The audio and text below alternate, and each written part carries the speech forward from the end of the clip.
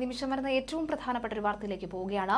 ജമ്മു കാശ്മീരിലെ കുപ്വാര മേഖലയിൽ സൈന്യവും ഭീകരരും തമ്മിൽ നടന്ന ഏറ്റുമുട്ടലിൽ ഒരു സൈനികനും ഒരു ഭീകരനും കൊല്ലപ്പെട്ടു.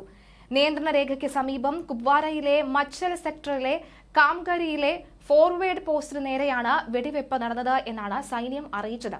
ഒരു മേജർ റാങ്ക് ഓഫീസർ ഉൾപ്പെടെ 5 സൈനികർക്ക് പരിക്കേൽക്കുകയും ഒരു ഭീകരനെ കൊലപ്പെടുത്തുകയും ചെയ്തു എന്നും പ്രതിരോധ ഉദ്യോഗസ്ഥർ അറിയിച്ചു. 3 ദിവസത്തിനിടെ കുപ്വാരയിൽ നടക്കുന്ന രണ്ടാമത്തെ ഏറ്റുമുട്ടലാണിത്. കംകാരി മേഖലയിൽ നടന്ന ഭീകരവിരുദ്ധ ഓപ്പറേഷനിടയിലാണ് ഭീകരരുമായി ഏറ്റുമുട്ടൽ ഉണ്ടായത്. കംകാരി മേഖലയിൽ ഭീകരരുടെ സാന്നിധ്യമുണ്ട് എന്ന സൈന്യത്തിന് രഹസ്യ വിവരം ലഭിച്ചിരുന്നു. വടക്കൻ കശ്മീർ ജില്ലയിലെ തെഹ്ഗാം സെക്ടറിലെ കുംകാടി സൈനിക പോസ്റ്റിന് സമീപം വെടിവെപ്പ് നടന്നതായും ഉദ്യോഗസ്ഥർ സ്ഥിരീകരിച്ചിട്ടുണ്ട്. ജൂലൈ 24-ന് കുപ്വാരയിലെ ലോലാബ് മേഖലയിൽ ഭീകരരുമായി ഉണ്ടായ ഏറ്റുമുട്ടലിൽ ഒരു ഭീകരനെ സുരക്ഷാ സേന വധിച്ചിരുന്നു. ഏറ്റുമുട്ടലിൽ ഒരു സൈനികനും വീരമൃത്യു വരിച്ചു. 50ഓളം പാക് ഭീകരർ ജമ്മു കാശ്മീരിലെ മലയോര മേഖലകളുടെ ഉയർന്ന പ്രദേശങ്ങളിൽ ഒളിച്ചിരിക്കുന്നതായാണ് വിവരം. ഭീകരരെ പിടികൂടാൻ ഈ പ്രദേശങ്ങളിൽ സുരക്ഷാ സേനയുടെ നേതൃത്വത്തിൽ ഭീകരവിരുദ്ധ ഓപ്പറേഷനുകൾ നടക്കുന്നുണ്ട്.